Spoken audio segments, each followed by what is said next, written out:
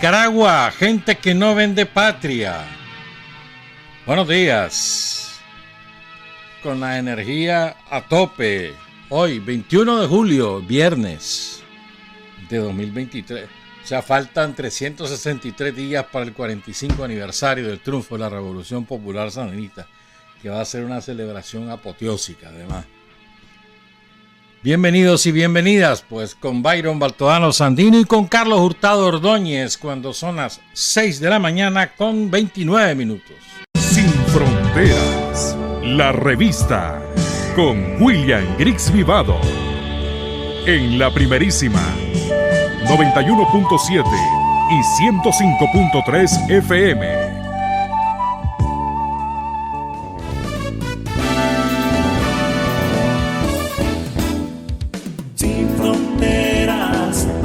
Decir la verdad, sin fronteras, trabajar, avanzar, combatir, vencer,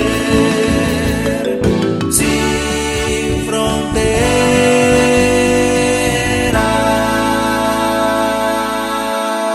6 de la mañana con 34 minutos. Esta gorra me la regaló el primer comisionado Francisco Díaz, a quien se lo agradezco, junto con una camiseta, pero le mandó la camiseta cuando yo era, hace mucho tiempo, pues, o sea, pero ahí la tenemos, pues. Muchas gracias al jefe de la Policía Nacional, director general, y también muchas gracias a Ligia Noguera, nos mandó de regalo 2 gorras, una de ellas ya la vamos a estrenar la otra semana, dice Sin Fronteras, está bueno. Y el otro día, hace como 2 meses, vino una compañera que es del Estado español. Vino con un compañero, un secretario político del Frente en el Rama. Y me vinieron a dejar, que yo soy caballo, no lo había dicho. Pero me vinieron a dejar la fotocopia de Ahora sé que Sandino manda. Un gesto súper bonito. Ella tenía el libro, entonces lo fotocopió. Y el muy caballo tampoco le pregunté su nombre. Sí sí me lo dijo, pero me olvidó. Y le quiero agradecer públicamente, ya sabe de quién estoy hablando. Bueno, son 3 temas hoy. Los voy a sorprender. Primero quiero que hablemos un poquito de 2 aspectos de lo que dijo Daniel el miércoles. Después vamos a hablar, bueno, mejor no lo adelanto, vámonos así. Bueno, tengo 3 cumpleañeros. Antes de eso, quiero agradecer al compañero Paul Hooker, vicepresidente de Inversiones Mineras, y a su presidente Walter Luna, presidente de IMISA. Ellos son los que nos dieron las camisetas, volaron, a las 8 de la mañana ya no habían. Lo siento, pero eran 50. ¿Qué le vamos a hacer? Así es. Pero volaron. Y además con muy buen gusto. Muchísimas gracias a Paul. Muchísimas gracias a Walter. A los trabajadores de IMISA, que son la fuerza de esa empresa. Y que año con año siempre nos dan camisetas para el 19 de julio. Muchísimas gracias. Entonces mañana tengo 3 cumpleañeros. Mañana 22 de julio. Empiezo con... Ya va para bisabuela, la de Luz Moreno. Adaluz Moreno Delgadillo, nacida en El Sauce, criada en Chichigalpa y residente en Managua. Está bueno. O sea, un emigrante. Natural la emigración, ¿verdad? Mañana está de cumpleaños la Adaluz, mi comadre. Felicidades, ancianita. Espero mi pedazo de queque. Y mañana cumpleaños también mi hermano, Arturo Griggs Vivado, que nos escucha fuera del país. Mañana ese es mi hermano mayor, de verdad. Y también cumpleaños Carlos Fonseca Fábregas, el catalán nicaragüense, con quien nos une una amistad de hace muchísimos años, ¿qué? Como 50 años, por ahí va. Felicidades a los 3, a Adaluz Moreno, a Arturo Griggs y a Carlos Fonseca Fábregas. Son las 6:38, empiezo pues también registrando el hecho de que a la medianoche, más o menos, o 1 de la mañana, de 19 para 20 de julio me avisaron que había fallecido el compañero Juan Ignacio Cruz Urbina, conocido como Juancito o Juan Cruz. ¿Quién es este compañero? Este compañero es inolvidable porque por ¿qué? Menos de un minuto salió en el Canal 10, cuando el Canal 10 estaba metido en toda la tropa golpista. Ahora se han moderado. Entonces, Juancito iba pasando, creo que era ahí por la Asamblea Nacional, por esa zona. Por ahí, verá más o menos. Creo que es por ahí. Entonces ahí estaban unos tranqueros. Y la policía estaba a determinada distancia. O sería por... Creo que es por ahí, por la Asamblea. No me acuerdo. Y entonces Juancito, que no tenía pelos en la lengua, además con una formación muy sólida, de muchos años, se introdujo al frente en el 76, cuando él tenía como 19 años. Y desde entonces nunca abandonó su militancia. Siempre consecuente, fue combatiente popular, estuvo en distintas actividades clandestinas y después dirigente en su territorio, pues. Él nació y se crió en El Riguero, pero lo conocían ahí en la Máximo, en el barrio México. Después vivía aquí en Santo Domingo, ahí fue su vela, ayer fue su sepelio. Aquí en el barrio Santo Domingo de la vieja Managua, ahí por el Colegio Loyola, y por ahí vivía. Entonces Juancito le dijo 4 verdades, pero es que en segundo. Ustedes quieren que vuelva el somocismo y nosotros no lo vamos a permitir, porque nosotros somos el pueblo, le dice Juancito a una somocista ahí, cuyo nombre no me quiero recordar. Y luego a otro baboso le dice, vos sos un culito cagado, le dice, uno sabe lo que era la guardia. Vamos a recordar esos 35, 40 segundos que son inolvidables, que marcan eso y muchas otras cosas, pero ese es uno de los episodios que marca la resistencia del pueblo de Nicaragua frente al golpe somocista. Juan Ignacio Cruz Urbina.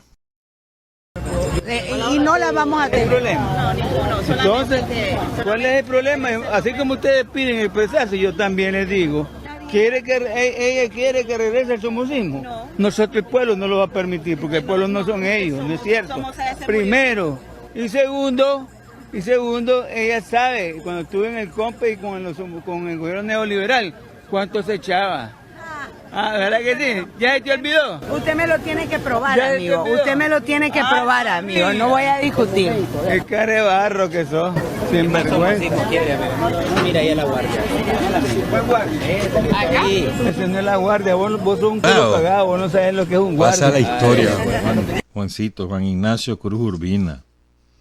Honor y gloria, Juancito. Saludamos a su mamá, Gladys Urbina, que ya tiene 90 años y está devastada por la noticia, por la partida de su hijo mayor. Se llamaba como su papá. Saludamos también a su esposa Marta, a sus hijos Juanci y Sandra, a sus nietos Marcelo y Linda, a su hermana Yoconda Cruz Urbina. Honor y gloria, Juancito. Misión cumplida. 6:42. El presidente Daniel Ortega abordó muchas cosas, ¿no?, en el discurso del miércoles. Solo quiero referirme a 2 aspectos. Primero, cuando él aborda lo de la CELAC, él explicó ahí que Nicaragua hizo 3 propuestas y las 3 se las rechazó la CELAC y se la rechazó la Unión Europea y una parte de la CELAC. La primera era condenar las bombas de racismo, que han sido condenadas por los europeos y han sido condenadas por Estados Unidos, prohibidas por los europeos, prohibidas por Estados Unidos, prohibidas por la legislación internacional, porque las bombas de racismo que es una bomba que lleva muchas bombas pequeñas. Entonces la dispersa en un radio bastante grande, una vez que explota, y ahí quedan.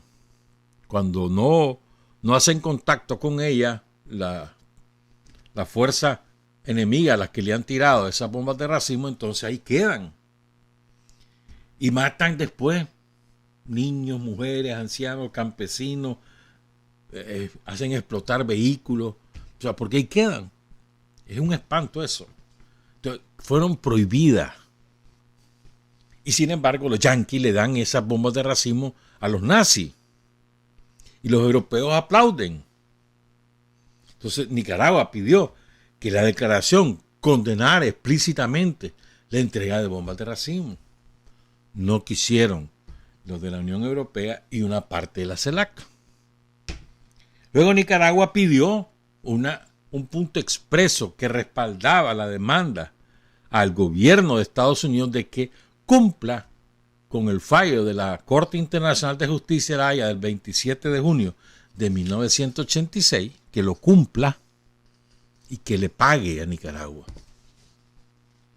No quisieron.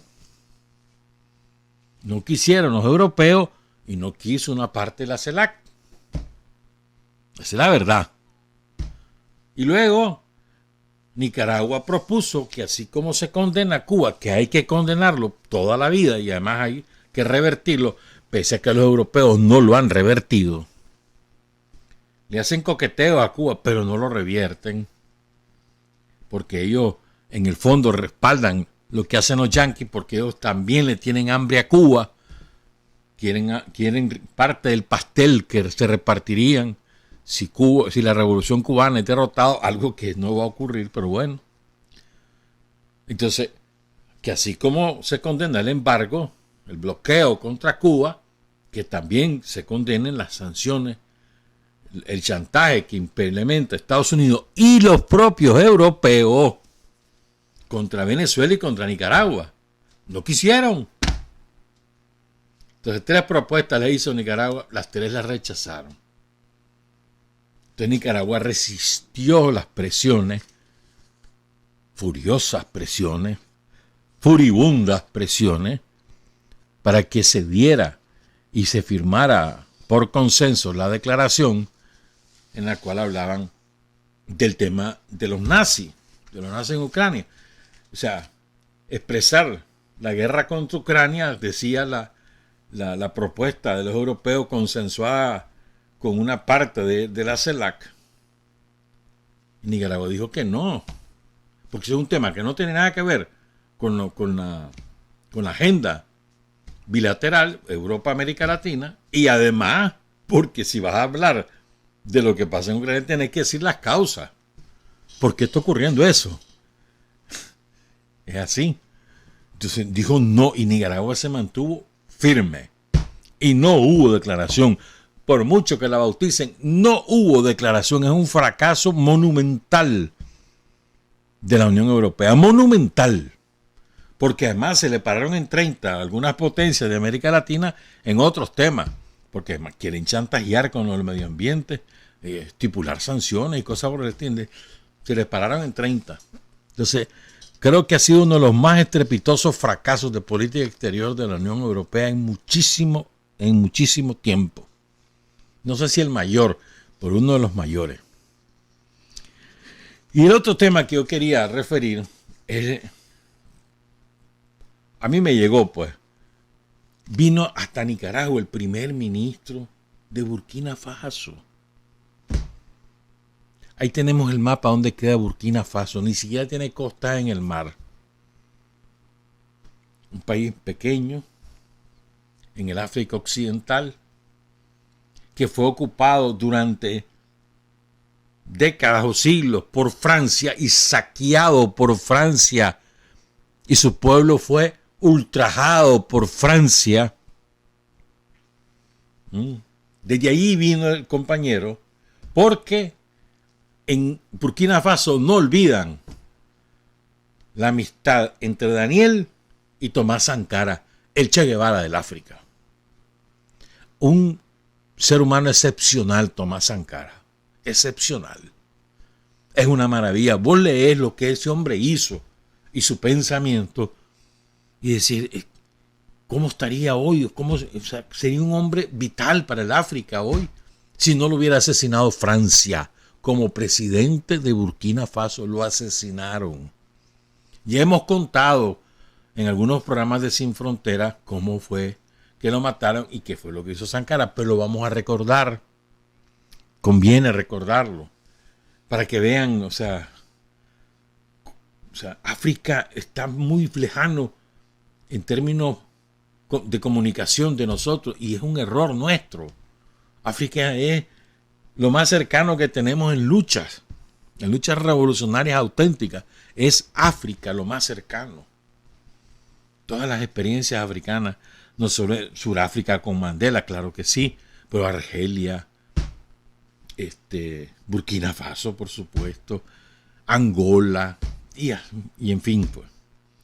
Entonces, fíjense, Sankara era un chavalo cuando lo matan, 37 años tenía. Él nació el 21 de diciembre de 1949.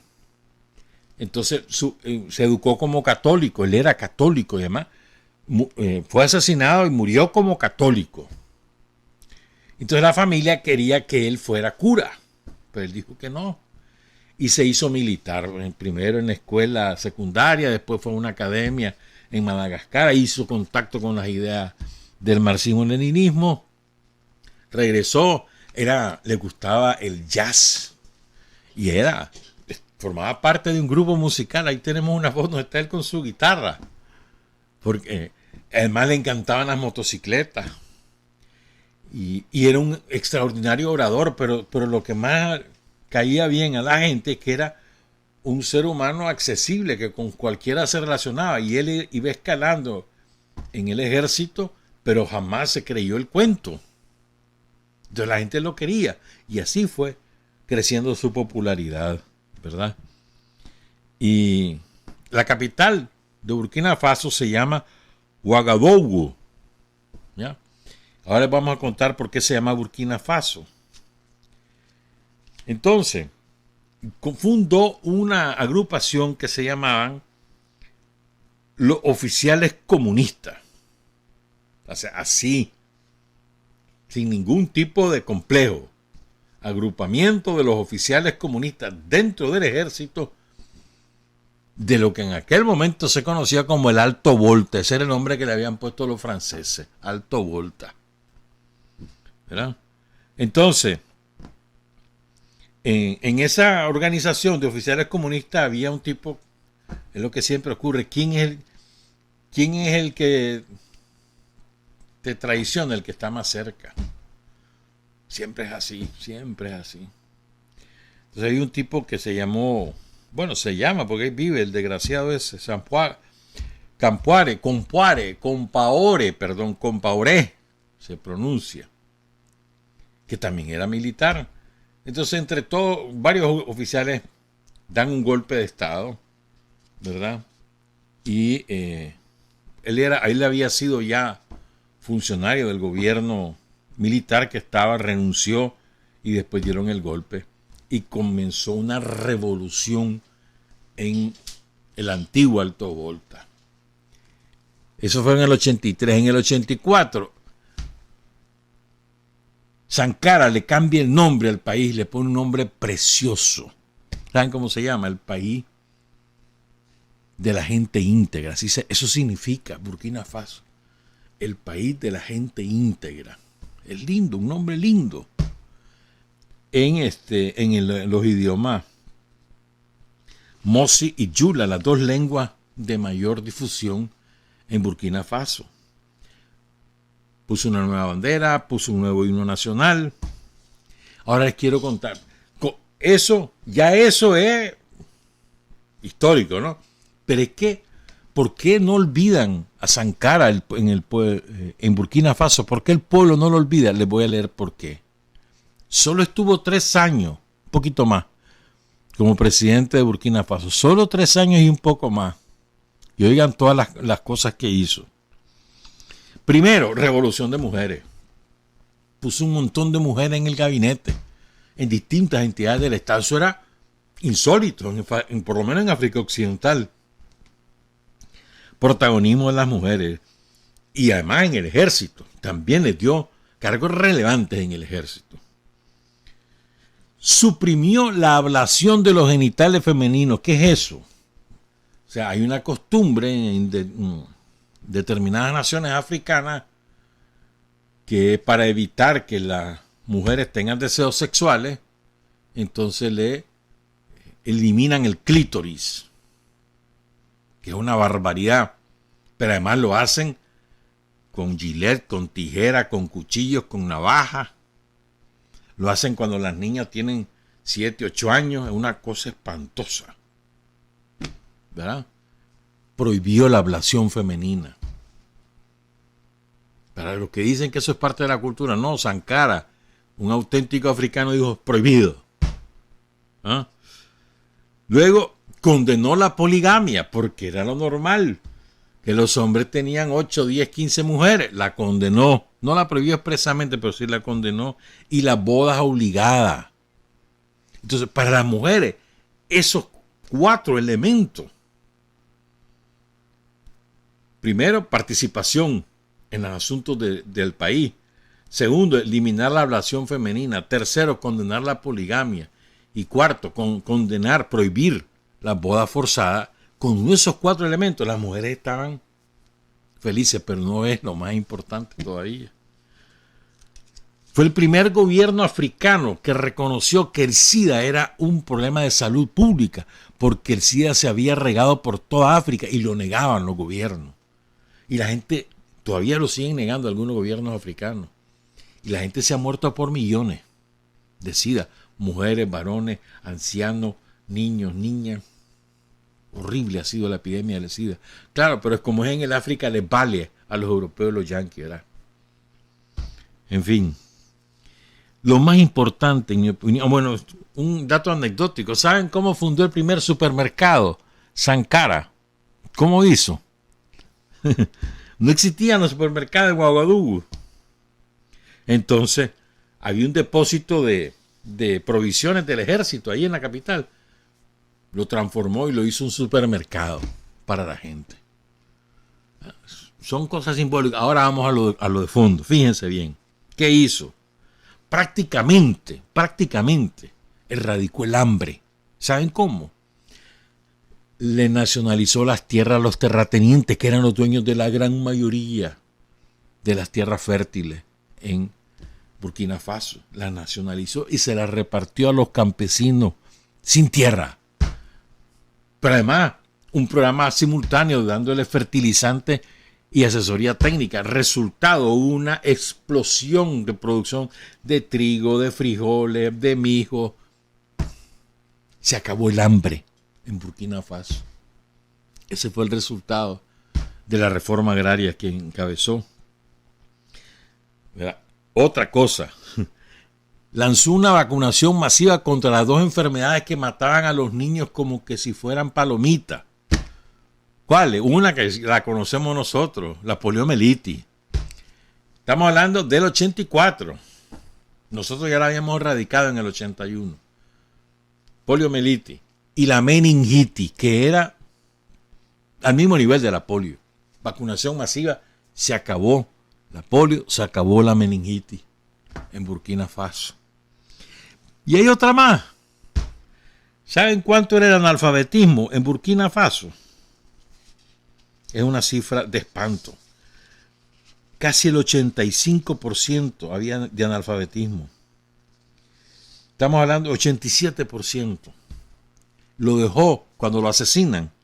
Ya estaba el analfabetismo solamente en el 27%. Es decir, cuando él asume el poder, solo el 13%, 13 de cada 100 habitantes de Burkina Faso sabía leer y escribir. Cuando él lo asesinan en el 87, ya había 73 de cada 100 que ya sabían leer y escribir. Una maravilla. Entonces, con esas cosas, imposible olvidar a un presidente. Pero hay más todavía. Rompió con el Fondo Monetario. Váyanse de aquí. Rompió con el Banco Mundial. Váyanse de aquí. O sea, una firmeza en la defensa de la soberanía, en todo el sentido de la palabra, de Burkina Faso, impresionante. Hubo otras medidas. Por ejemplo, había un montón, en un país tan empobrecido, que donde la gente se moría de polio y de meningitis, habían autos Mercedes-Benz para todos los ministros, blindados y no sé qué cosa más. Vendió toditos. Todos los autos Mercedes-Benz. Y él, que usaba una bicicleta, hasta que lo obligaron a agarrar un carro porque era peligroso que pudiera morir en un accidente o lo que fuera. Entonces lo que él dijo, que lo que iban a usar todos los ministros era el Renault 5, que es un parecido al Lada. Entonces todos los ministros tenían que andar en un Renault. Se acabó el lujo. Prohibió el uso de choferes. Que cada quien maneje su carro. Ningún funcionario podía comprar boletos de primera clase en los aviones porque les encantaba. O sea, y un ministro tenía que ir en primera clase. ¿O sabes cuánto vale el pasaje de primera clase? El triple lo que vale un pasaje de turista. ¿Sí? El triple. Y vas en el mismo avión. Lo único que vas con un asiento más cómodo y te dan comidita gratis. Pues aparte del pasaje cubre la comidita. Ahora ni agua te dan en los aviones. Dicen, pues yo ya tengo mucho tiempo de no viajar. Pero bueno. ¿Qué más hizo este hombre? Pongan cuidado, hermano. Entonces denunció la nueva colonización de los europeos con la deuda impuesta que se hacía a través del Fondo Monetario y del Banco Mundial y bilateralmente. Dijo que en él, y la denunció, cuanto foro él iba, denunciaba la nueva política de colonización. ¿Verdad? ¿Qué más? Hice un resumen, pero ya la verdad es que es muy difícil. ¿Saben cuánto tenía en su cuenta bancaria Tomás Sankara cuando lo asesinan? Adivinen cuánto tenía. $350, que había sido su último salario y algo más. Esa era su gran fortuna. Y tenía su familia, sus hijos, su esposa, etcétera, pues. Quiero leer algunas frases de él. Nuestra lucha por la independencia y el bienestar de nuestro pueblo está tachada de insumisión. Y el saqueo que los europeos, ellos hacen de nuestra riqueza, se llama obra civilizadora. Así escriben ellos la historia. Y así la aprende la mayor parte de la humanidad. El saqueo le llaman obra civilizatoria. Lo que dicen en los cabrones estos imperialistas españoles, que aquí vinieron a civilizarnos. Nos saquearon, nos asesinaron, destruyeron nuestras culturas, nuestro patrimonio científico. Lo mismo hicieron en el África y lo siguen haciendo en el África. ¿Qué más? Otra frase de él, espérenme. Una juventud movilizada es peligrosa y representa un poder que asusta igual que la bomba atómica. Vean qué lindo esto. Jóvenes sandinistas, ustedes que fueron los grandes protagonistas del 19 de julio, ¿verdad? El chavalero fue el gran protagonista. ¡Qué barbaridad! Se desbordó el chavalero en todas partes. Yo calculo que al menos 500,000 de nicaragüenses se movilizaron en caravanas, en caminatas, en marcha, en actos. Y 500,000 flojo, ¿viste? Pero el gran protagonista, el chavalero. Es una maravilla, fue. Una juventud movilizada es peligrosa y representa un poder que asusta igual que las bombas atómicas. Tomás Sankara. Sigo. Otra frase de él. Acabar con la supervivencia, aflojar las presiones, liberar nuestros campos de inmovilismo medieval, democratizar nuestra sociedad, despertar los espíritus sobre un universo de responsabilidad colectiva para atreverse a inventar el futuro. Ese es mi programa, qué lindo, mano. Atreverse a pintar, a inventar el futuro. Es lo que hemos hecho aquí, o sea, es que hay tanta similitud. Dice Tomás Sankara, solo la lucha libera. Hacemos un llamamiento a todas nuestras hermanas de todas las razas para que se lancen al asalto de la conquista de sus derechos, dirigido a las mujeres. La revolución y la liberación de la mujer van unidas. No hablamos de la emancipación de la mujer como un acto de caridad o por una oleada de compasión humana. Es una necesidad básica para el triunfo de la revolución. Las mujeres ocupan la otra mitad del cielo. Qué lindo, ¿no? Otra, la escuela debe enseñar a leer, a escribir, pero sobre todo a contar. No a contar con los dedos, sino a contar con su propia fuerza. Esto es otra maravilla de frase. Te debe enseñar a confiar en vos mismo, la escuela. No podemos pagar la deuda, les dijo Sankara. Primero, porque si no la pagamos, los prestamistas no morirán, eso es seguro. Pero si pagamos, nosotros sí moriremos. Eso también es seguro. Y no pagó. Entonces, ¿qué ocurrió con esto? ¿Saben qué ocurrió? Francia comenzó a conspirar. Cochaba a los terratenientes, tenían los medios de comunicación, hicieron una campaña atroz contra Sankara. Sankara tuvo que tomar medidas duras y comenzaron. Como Sankara tenía la inmensa mayoría del respaldo popular, no había manera que mellara su popularidad. Entonces decidieron matarlo. Costa de Marfil, que ha sido siempre una colonia dócil a Francia, y los franceses, entre los dos. ¿Verdad? O sea, Francia pagó, Francia dio la información de inteligencia, Costa de Marfil fue el gran ejecutor. Y entre un grupo de militares, incluyendo, ¿verdad?, a su ex amigo, ¿verdad?, le dan el golpe de Estado, lo acribillan a balazo y luego destazaron su cuerpo. Literalmente destazaron su cuerpo. Su cadáver fue desmembrado y enterrado en una tumba anónima. Luego Francia sabía dónde estaba. Y dio la ubicación. Quedaban pocas cosas de él. Hubo un sepelio, un funeral de Estado. Ahí está su tumba, la tumba de Tomás Sankara. Francia, el que está ahorita, el baboso es el que se las da de Napoleoncito. Ordenó desclasificar algunos documentos y salen las cosillas. Compaoré ha negado siempre que él era el ejecutor, pero huyó, vive en Costa de Marfil. No compareció al juicio, ya lo condenaron a cadena perpetua. Pero ahí está feliz de la vida, amparado por los grandes dueños de Costa de Marfil. Por eso les digo, aprendamos de las cosas de otros pueblos. Me encantó por eso lo que hizo Rosario, lo que hizo Daniel, rindiendo tributo a este gran hombre que fue Tomás Sankara. Y cierro con esto, la parte de lo de Daniel, porque vamos con el otro tema que va a ser amplio. Nos vamos a robar como 10 minutos después de las 8. Ya le pedimos permiso a la ministra Justa Pérez. ¿Por qué Daniel cerró así?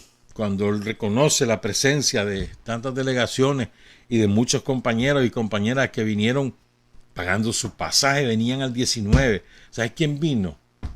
La Chalía, la hermana de Piquín Guerrero. Ella vive en Suiza, se vino a celebrar el 19. Ahí vimos la foto. Bueno, entonces dice Daniel, la solidaridad de los pueblos, aún en los momentos más difíciles, se mantiene con firmeza. Y lo vemos y lo sentimos todos los días cuando ustedes escriben y defienden la verdad de los pueblos, la verdad de las revoluciones, la verdad sobre Nicaragua. La mejor manera de ser solidario hoy en día con Nicaragua, quienes viven fuera de Nicaragua, es difundir la verdad. Es decir, lo que de verdad ocurre en Nicaragua. Nuestra verdad. Esa es la mejor manera. La política de la verdad, la política de la revolución, decía Federico Bueno. Escribirla, contarla, hablar en las radios, donde quiera que puedan, en las conversaciones personales, contar lo que aquí pasa y cómo pasa y cómo nosotros hemos ido construyendo nuestro presente y nuestro futuro. Contar la verdad. No hay necesidad de mentir, ni de inventar, ni de exagerar. Contar lo que aquí pasa en realidad. Creo que esto es muy importante, ese cierre que tuvo el presidente Daniel. Cuando regresemos vamos a hablar del tema que les mencionaba al principio. Bueno, no les he dicho de qué, pero sí es un tema, en mi opinión, sumamente importante. Son las 7:08. Hay hombres que luchan un día y son buenos. Hay hombres que luchan un año y son mejores. Pero hay hombres que luchan toda la vida. Esos son los imprescindibles. 7 de la mañana con 14 minutos. El día miércoles falleció Rosy López Huelva, una mujer que encarnaba historia del Frente Sandinista,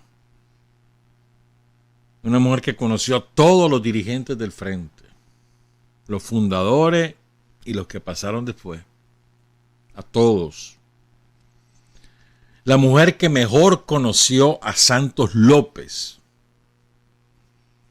Ojalá que Rosy haya escrito su vivencia, ojalá que lo haya escrito, no lo sé, ojalá que sí. Y ella estaba enferma hace algunos años, 4 o 5 años. Tenía 90 años, nació en 1933, el 6 de abril. Era hija de un maestro. Y tuvo el privilegio, por su calidad artística, de ser convocada por Rodrigo Peñalba para la Escuela de Bellas Artes de los años 50, forjadora, esa escuela de toda una camada de los más brillantes artistas plásticos del país, pintores, escultores. Y Rosy era una extraordinaria artista, una militante de toda su vida militante. Ella era sandinista antes del Frente Sandinista. Rosy López. O sea, lo que ayer fue sepultado físicamente es gran parte, era un símbolo de lo que ha sido el Frente Sandinista, gran parte de lo que ha sido el Frente Sandinista. Eso es Rosy López Huelva. Ayer recibió un homenaje ahí en el auditorio Fernando Gordillo de la UNAM Managua. Llegaron la familia, sus hijos, la comandante Doris Tijerino, amiga de toda la vida de Rosy. Estuvieron presas juntas en los años 60, en una de las tantas carceladas de Doris. Estuvo también la alcaldesa Reina Rueda, estuvo Fidel Moreno, estuvo Lorna Dixon, la primera vicepresidenta de la Junta Directiva de la Asamblea Nacional. Y hubo otras autoridades ahí. Y fue emotivo también. Pero es que lo que pasa es que nosotros no hacemos justicia a la gente en vida, hombre. Se le entregó la orden Rubén Darío de manera póstuma. Cometemos errores nosotros. El hermano de ella tenía una buena relación con su hermano José Antonio López Huelva. Murió en El Salvador. Murió repentinamente hace como 4 o 5 años. Y teníamos comunicación fluida. Casado con una compañera de Altodano allí en El Salvador. Bien. Queremos saludar a Carlos Pérez López, su hijo, a Giovanni Dali López, su hija, a sus nietos. Estuvo en relación especial con sus nietos, tenía su galería. Y ahí hay algunas obras, un par de obras de fotos. Miren qué linda esa alhuehuense. Esa alhuehuense me tiene maravillado. Linda, linda. Eso es lo que hacía Rosy. Y también está un vitral ahí, una celosía. Era formidable como artista. Además innovaba. Se formó también en Cuba y trabajó en Cuba. O sea, buscó formación para desarrollarse como artista. Pero no es... Ya vamos a hablar más de Rosy porque tenemos varias cosas. ¿Verdad? ¿Sabe quién conoció a Rosy López? A Rigoberto López Pérez. Alojó en su casa a algunos de los conspiradores. ¿Qué clase de historia la que tiene esta mujer? Y allí fue, en ese ambiente de artista, de vinculación con luchadores, empezó su inquietud revolucionaria. Y ella es una de las primeras militantes del Frente de Liberación Nacional, antes que se llamara sandinista. La guardia la perseguía, tuvo que salir a Cuba. Allá en Cuba vivía desde 1959, si mal no recuerdo. Ya vivía en Cuba. Y ahí ella fue la primera responsable de relaciones internacionales del Frente Sandinista. Estuvo a cargo de la oficina. ¿Con quién trabajaba? Con Carlos Fonseca. Directo. Después le tocó hacer una misión y salió de Cuba. Salió en una misión con Humberto Ortega. Y eso fue, 68. Sí, 68. Y entonces cuando llegan a Panamá los echan presos. Ahí en Panamá. Y a la Rosy le hicieron chanchada, atrocidades.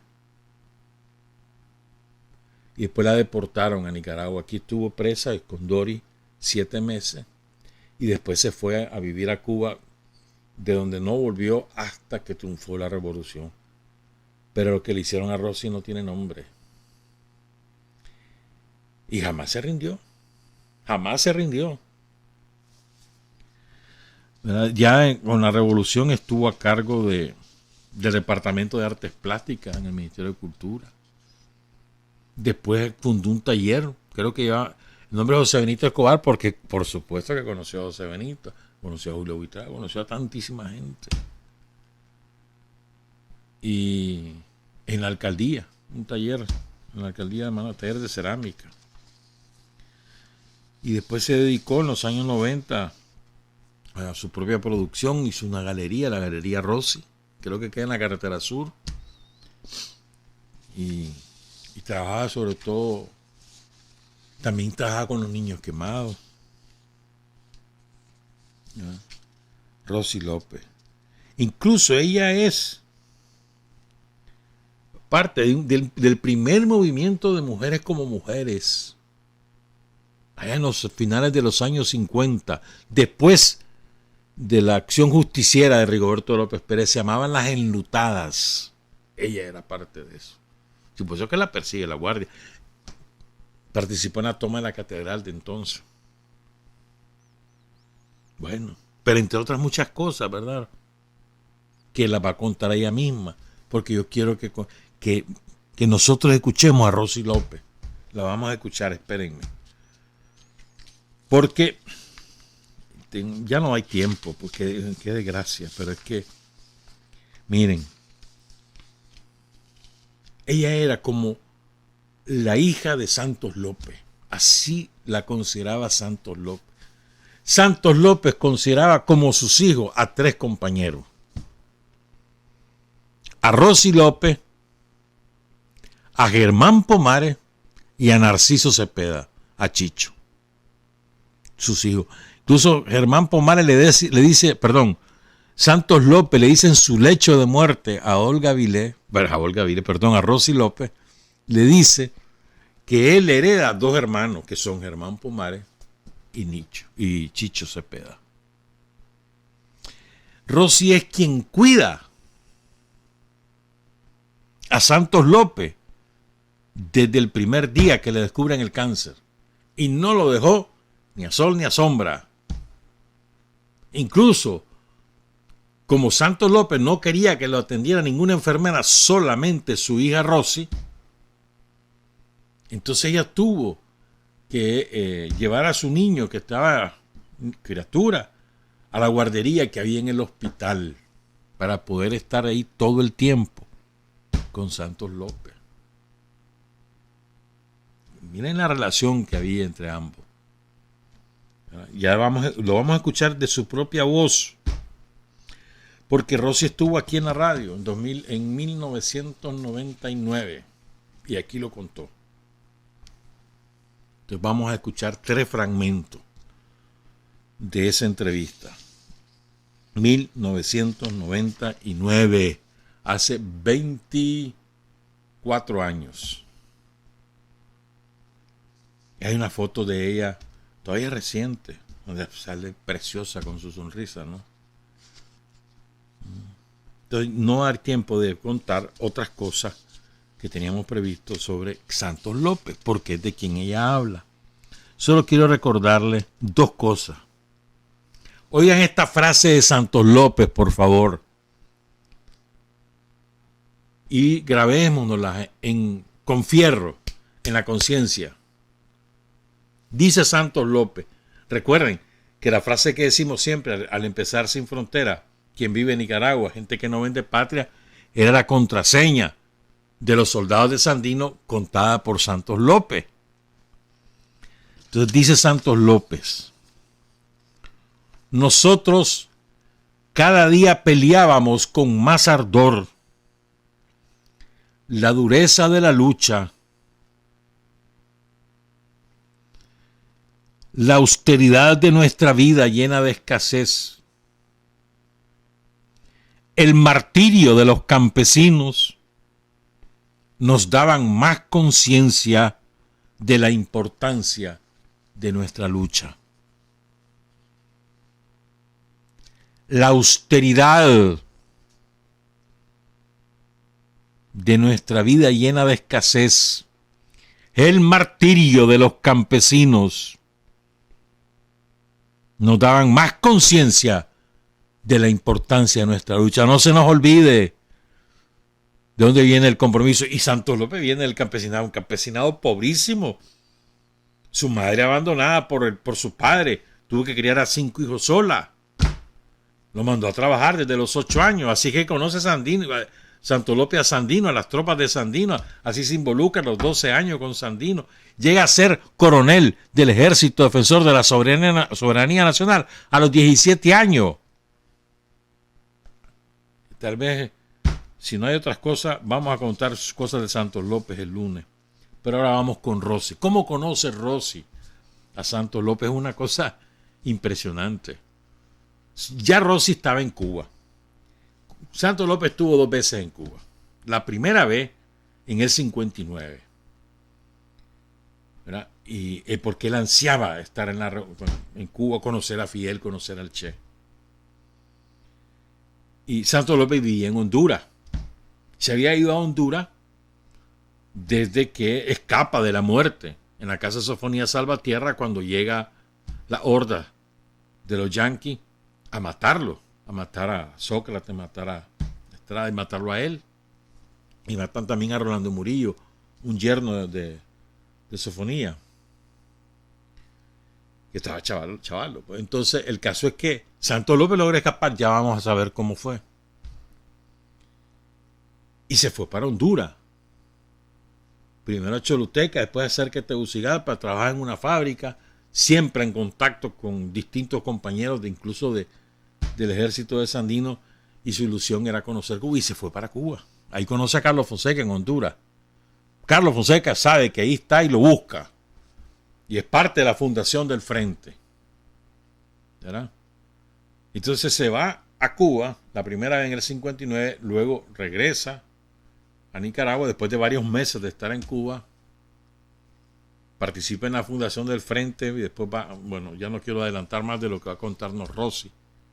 Y después la segunda vez es cuando lo manda Carlos Fonseca porque está enfermo y lo mandan para Cuba. Esa fue la segunda vez.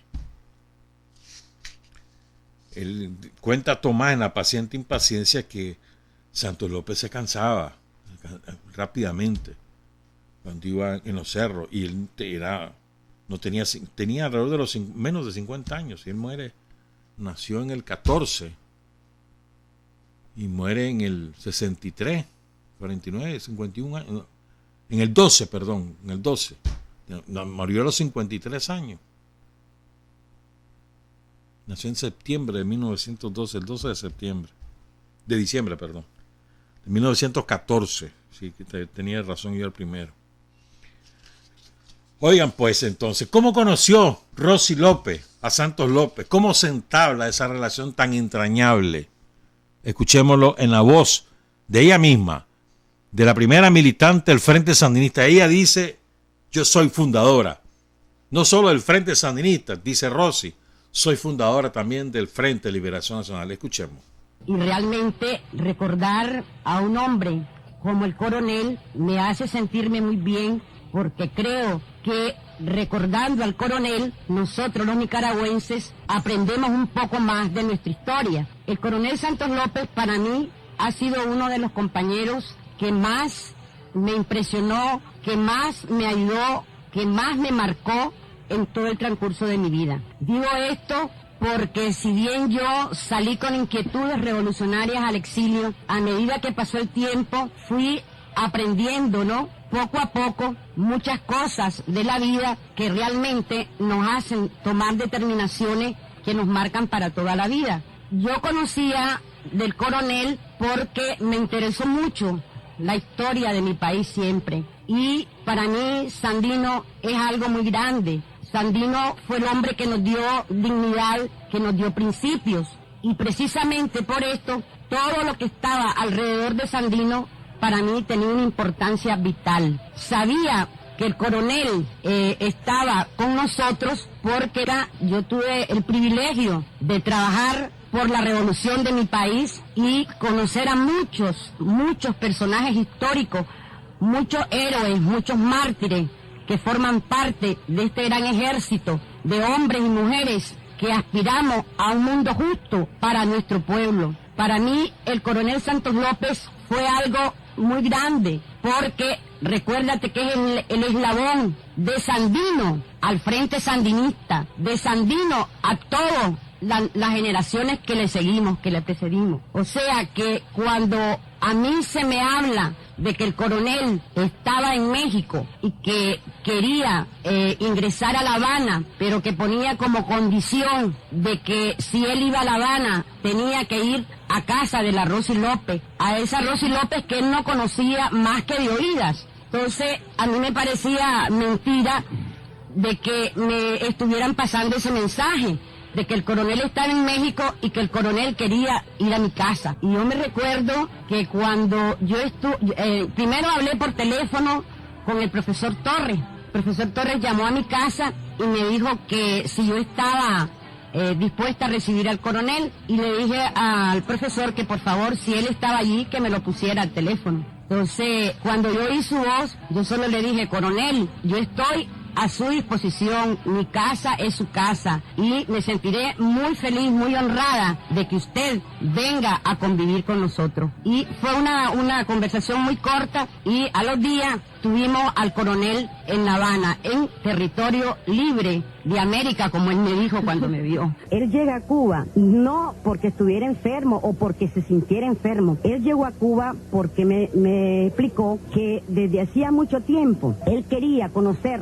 la cuna de la revolución latinoamericana y quería conocer a Fidel, quería conocer a muchos de sus líderes y además quería pasear por las calles de La Habana. Dice que esa fue una cosa que él siempre la pensó y que por eso estaba haciendo ese viaje. Mira, es importante lo siguiente: cuando el coronel, por ejemplo, llega a La Habana, y me recuerdo que llega a mi casa, ya por la tarde tenía lista una libreta con un lápiz y me dijo que cogiera la libreta y el lápiz. Y ahí él empezó a dictarme, prácticamente eran órdenes de las cosas que él tenía que hacer cuando en el tiempo que iba a estar en La Habana, y al mismo tiempo las cosas que yo tenía, o sea, los deberes que yo tenía que cumplir con respecto, ¿no?, a su estadía en La Habana. Y cuando él terminó, por ejemplo, de hablar, habíamos escrito varias hojas de la libreta y yo me di cuenta, pues, de que realmente él traía un plan y que inmediatamente que llegó me estaba entregando ese plan para que yo lo pusiera en una libreta, me lo aprendiera. Por ejemplo, él me dijo que él quería,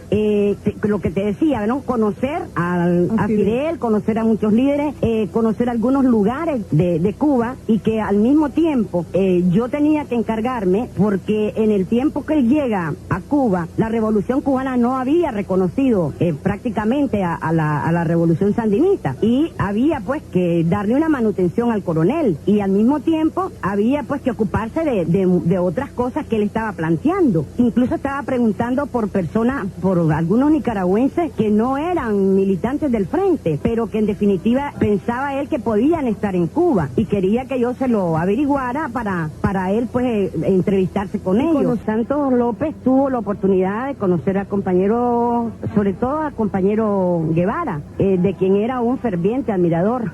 Y te voy a decir una cosa: hay algo que ha estado siempre en nebulosa, y era el problema de su nacimiento, que no quiero dejarlo pasar porque es importante. ¿Cómo sacamos la fecha de su nacimiento? La sacamos no porque el coronel existiera un acta de nacimiento que nos dijera cuándo nació el coronel, sino que el coronel empieza a hacer a sacar fecha de si yo estuve en tal lugar y era tal año, y era tal año, y era tal año. Nosotros llegamos a la conclusión de que en el año que muere el coronel muere de 51 años, que el coronel nace en septiembre y él estaba, me decía que él no estaba seguro si era de un 18, un 19 o un 20. Pero creo que fue un 20 que me dijo mi mamá que yo nací. Muere de 51 años el coronel. Y como te decía, él no llegó enfermo, no. Él muere de cáncer en los pulmones. Y la enfermedad se le manifiesta increíblemente en noviembre, pero en una forma que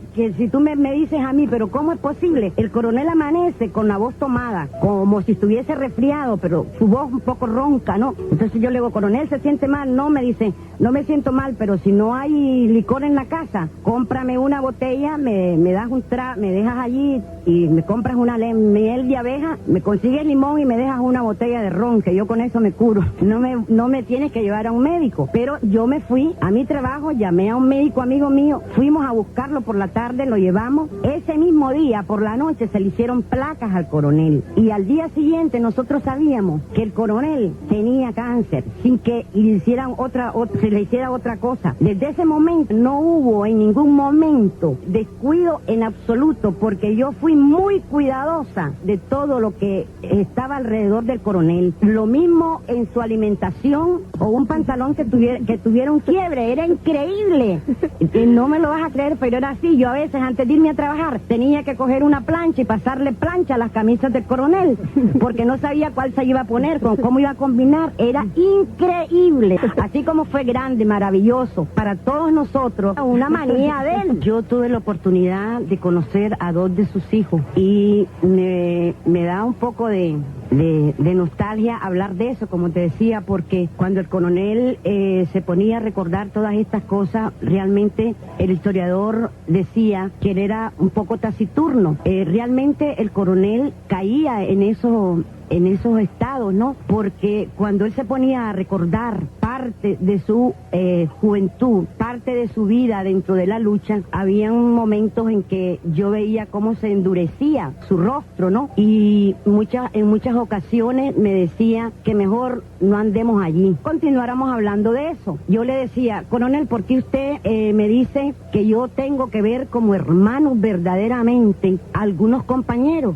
Por ejemplo, para él era muy importante esta relación que había entre todos los militantes del frente, que por ejemplo, cuando a mí me decían, este compañero es militante del frente, o ese compañero llegaba, pues, y yo sabía que era militante del frente, dejaba de ser X o Y persona, para mí era mi hermano, era un nuevo hermano que yo entraba a mi vida, ¿no? Y yo al coronel nunca lo vi como mi hermano. Yo al coronel lo vi, a pesar de que él era mayor que yo, pero no era tanto, ¿no? Pero yo lo vi siempre como si fuera un padre, porque yo estaba acostumbrada al don de mando de mi padre, que fue un poco duro, ¿no? Con todos nosotros. Y entonces yo llego a encontrar de nuevo similitud entre la forma en que me formó mi padre y en la forma en que me empieza a tratar el coronel, que yo nunca lo vi como un hermano, como veía a todos los demás compañeros del frente. Y entonces yo lo veía como si fuera mi padre. Y entonces él un día me dice, yo creo que vos te crees que vos sos hija mía, ¿verdad? Y que yo soy tu padre.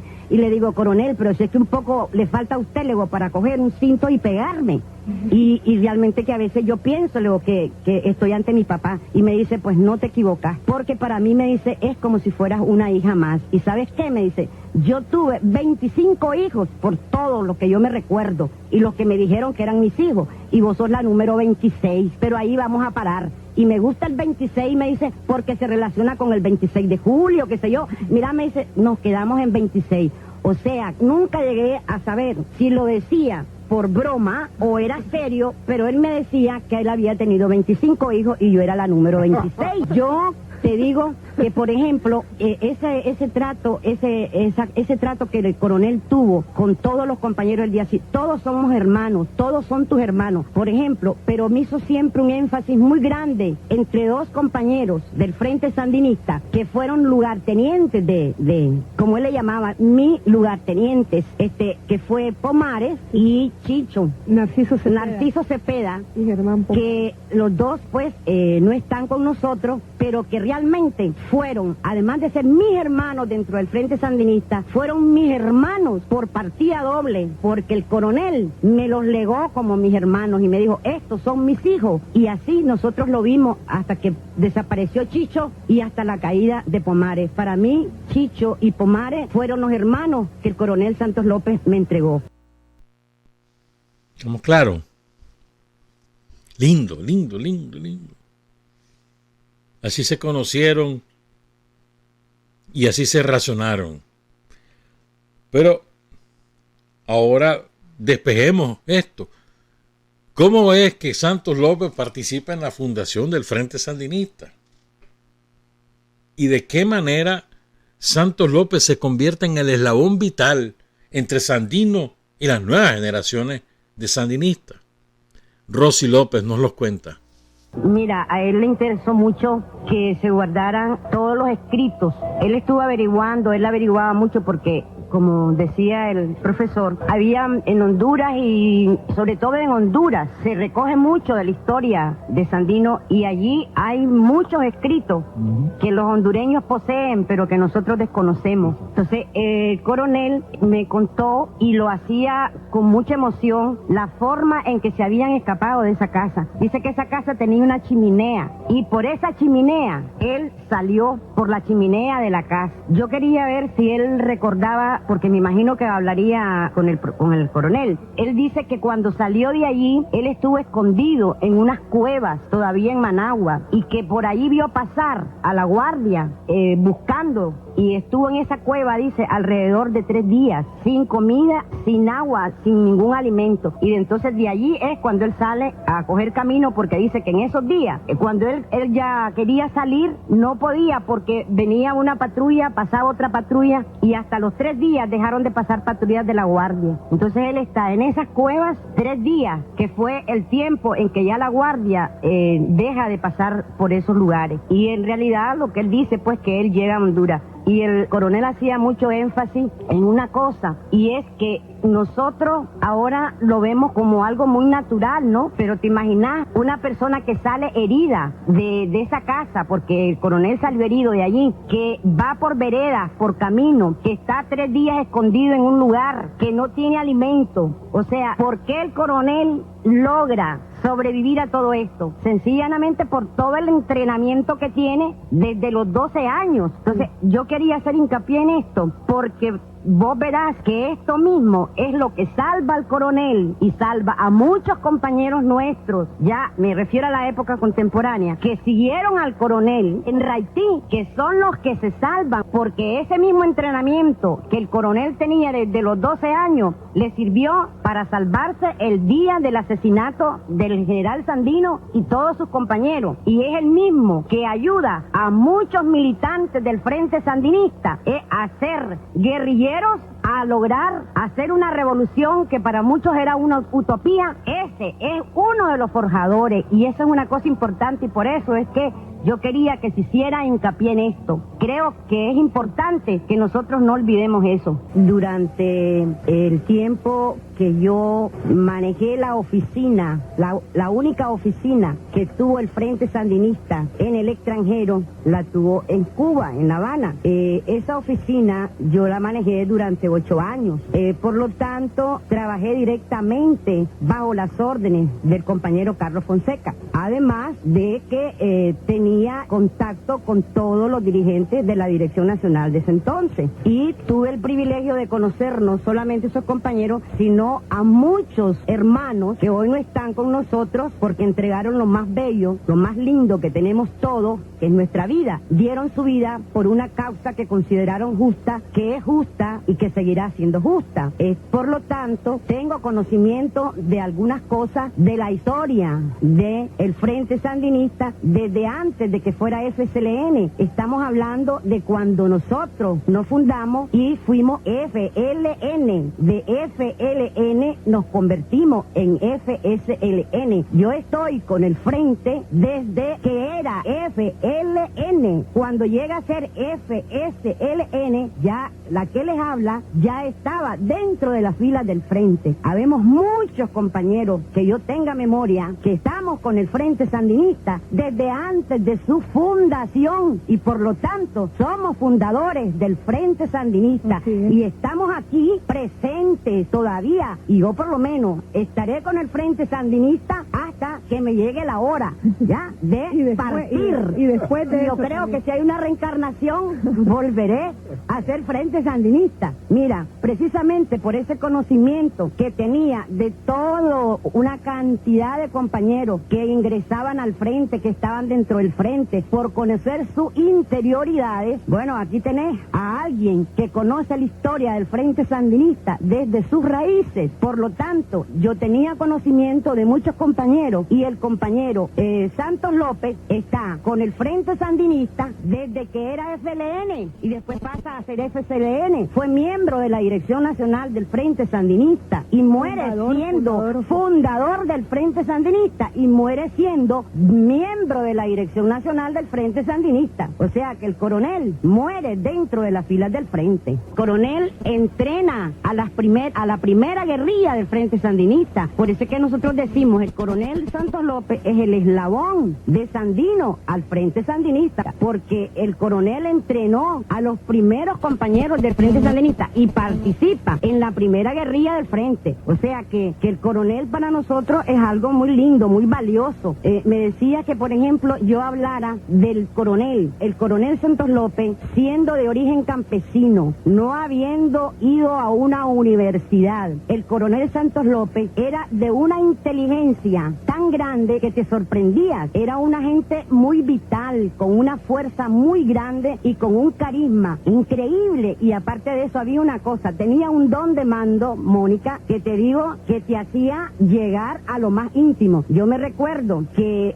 cuando yo recibo al coronel Santos López en mi casa, la militante recibe al miembro de la Dirección Nacional, pero no solo al miembro de la Dirección Nacional, recibe a ese hombre grande que fue Santos López. Y para mí, con ese misticismo que nosotros teníamos dentro de las filas del Frente cuando nos fundamos y todo ese tiempo que fuimos militantes activos, era un misticismo que para nosotros todos los compañeros eran algo muy grande y los veíamos no como a hombres, los veíamos como algo más que hombres, una cosa muy grande, así como los católicos veneran a sus santos, ¿no? Yo me recuerdo que yo los veía con mucho fervor, con mucho amor y con mucho misticismo, pero es que el coronel se ganaba ese respeto.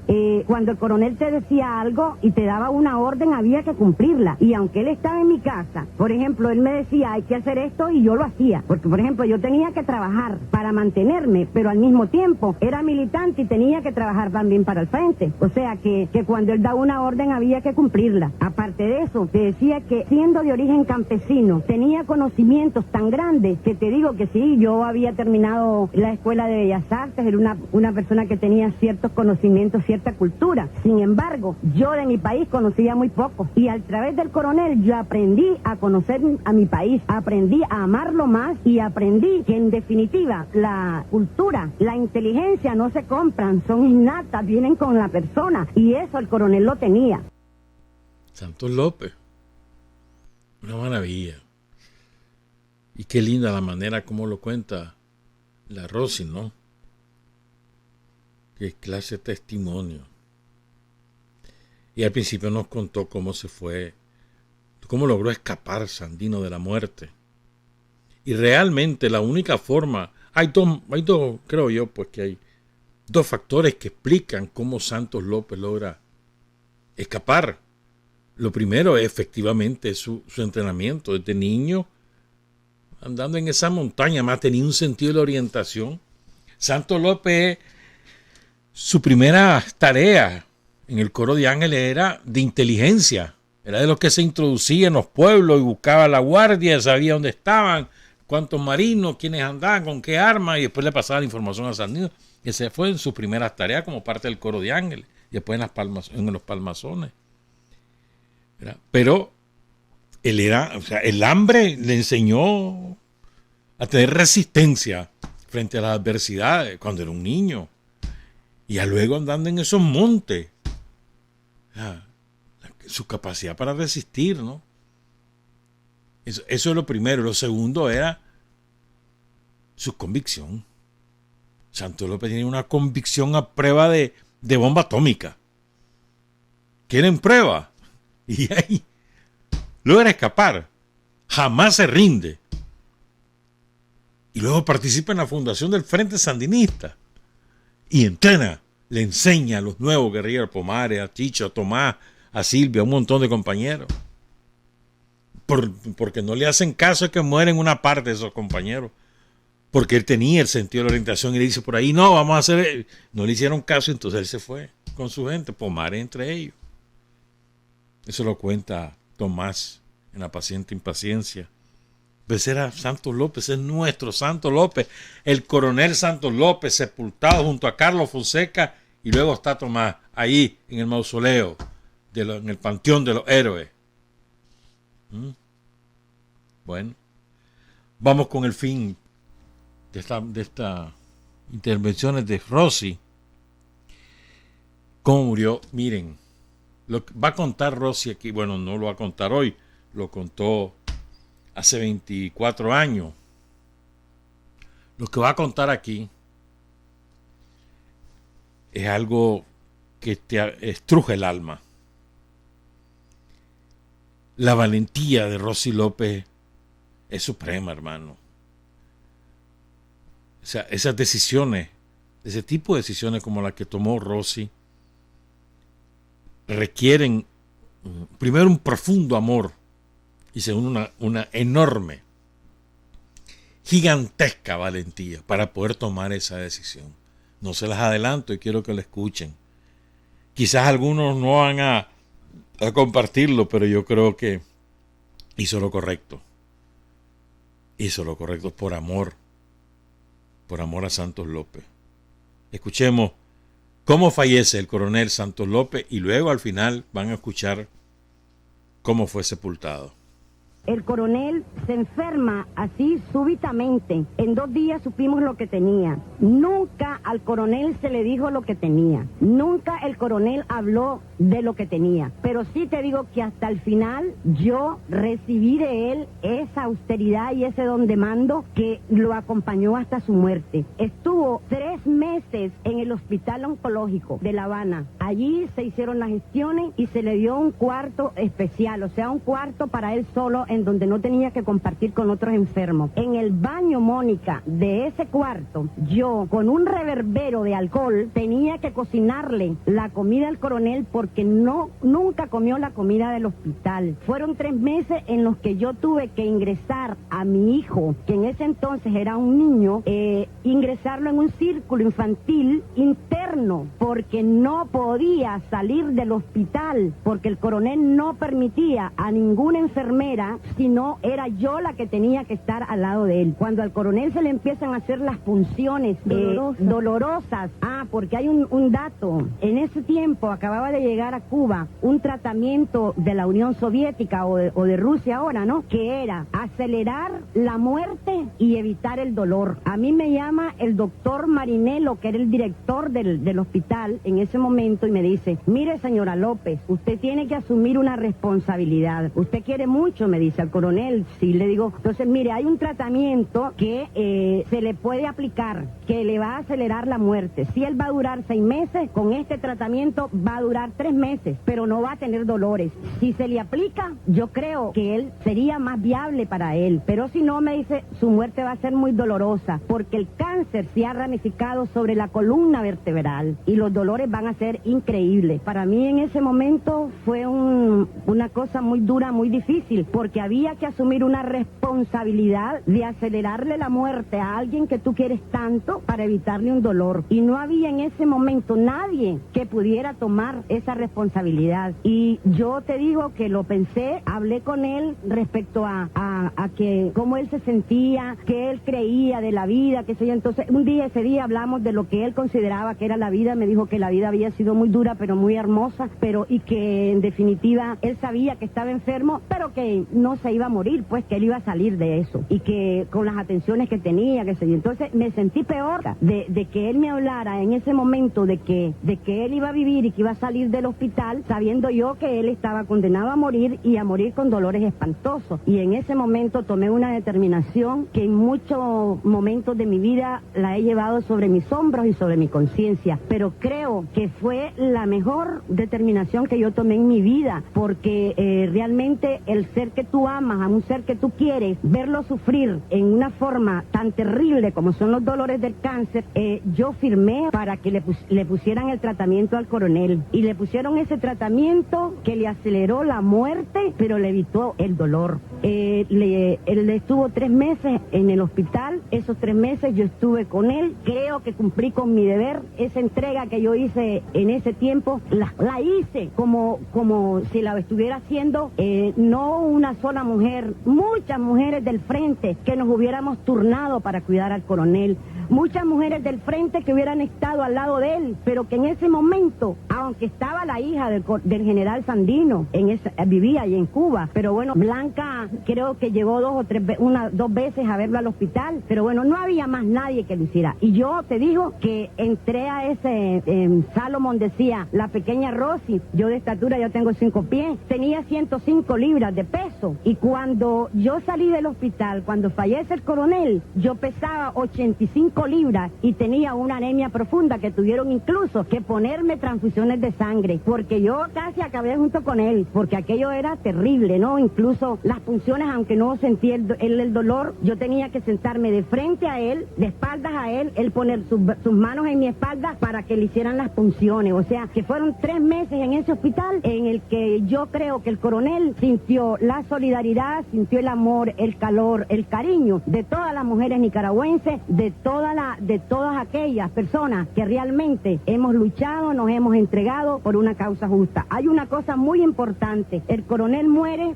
con los grados de coronel dados por el general Sandino, los grados de coronel dados por el Ejército de Liberación Nacional de Nicaragua, pero muere con los grados de comandante muerto en campaña dados por la Revolución Cubana, y creo que se le ha hecho justicia a un luchador que estuvo tantos años al lado del general Sandino. Pero también se dignifica la Revolución Nicaragüense, se dignifica Sandino a través del coronel Santos López, con esos grados de comandante dados por la Revolución Cubana, la Revolución de América Latina. Es importante que se sepa también, el coronel muere un 10, nosotros lo velamos una noche, y cuando ya nosotros íbamos a salir para el entierro, llegó una comisión del comandante Fidel Castro buscando a la Rosy López, dice, para hablar con esa compañera y decirle que nos disculpe, que el comandante Fidel Castro se encontraba en Guantánamo de visita a los compañeros allá, y se enteró esta noche de que el coronel Santos López había muerto. Por lo tanto, ustedes van a tener que disculparnos, pero van a tener que velar un día más al coronel, porque el entierro se va a hacer mañana,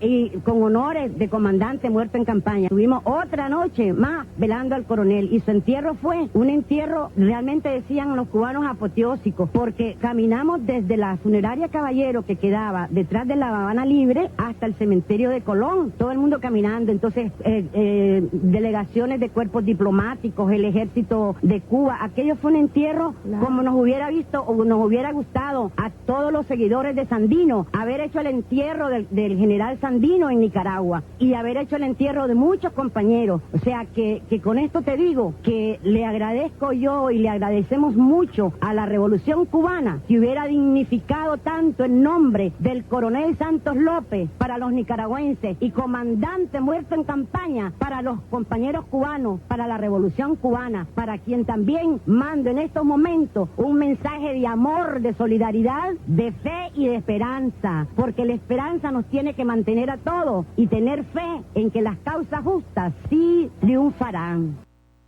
Estamos claros. Rosy López Huelva, fundadora del Frente de Liberación Nacional y del Frente Sandinista de Liberación Nacional, su primera militante, y la mujer que mejor conoció a Santos López en sus últimos años de vida, sus últimos 6, 7 años, del 59 al 63, al 65, perdón, 6 años. realmente muere de 50 años porque lo había cumplido en diciembre y muere en febrero del 65. Y a Nicaragua sus restos vienen en el 84.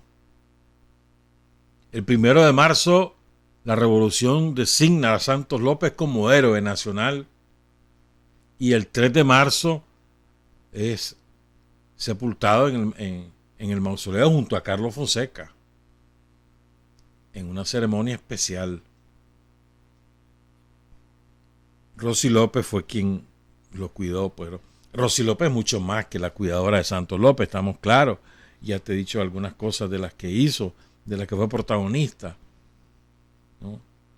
Y esa es la mujer que falleció hace un par de días. Increíble, ¿verdad? Muere también el 19 de julio. Y ayer fue honrada por las autoridades del Estado de Nicaragua y del Frente Sandinista. Honor y gloria a Rosy López Huelva, de esas compañeras que tampoco anduvieron buscando tarima,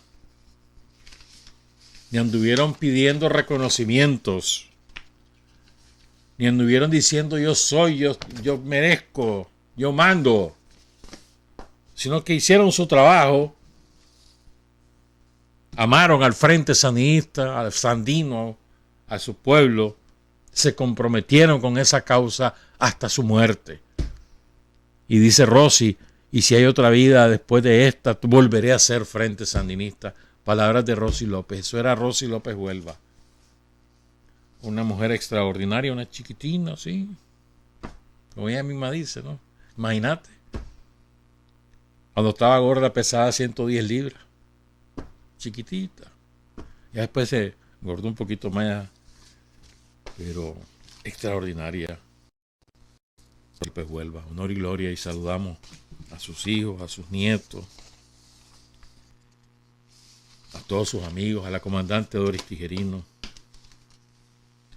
a todos los amigos de Rosy López Huelva, los compañeros del Frente Sandinista. 8 de la mañana con 1 minuto. Trabajar, avanzar, combatir, vencer. Patria y libertad.